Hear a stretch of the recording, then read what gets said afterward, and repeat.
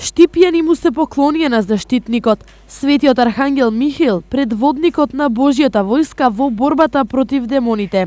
Се доаѓа на црква кој има панагија, кукина, тоа, мислам, дојде се, запале се свеќе, поклон кој сака остава се. Свекички си запалевме, водичка си земавме крстена, замиеме се, пиеме се од водичката и така. Па секој пат е празник Слефан, доваѓам си, дигам си панагијичка за здравје за мажа ми и се помолам на Господ за здравје да ни даде среќа, фамилијата разсветна да ни биде. За здравје така, за фамилии, за сите. Култот на Свети архангел Михаил во Штип се почитува од памтивека, а освен постарите, него го слават и децата. Јас сум телескала црквата на Свети Ангел.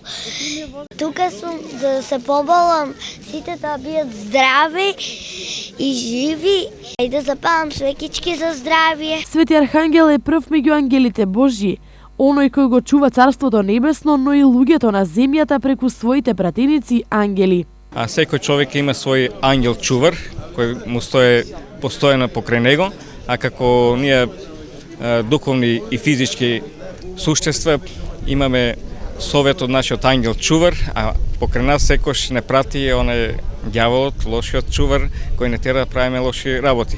А наше е да одлучиме дали ќе го послушаме и ќе се раководиме според нашиот ангел чувар кој не води кон спасението и кон Бога, или ќе подпаднеме под злите духови, под ѓаволот и ќе пропаднеме духно. Свети архангел го поразил побунетиот архангел Луцифер и го фрлил долу во адот, но е познат и како ангел кој при смртта ги одвојува душите од телото.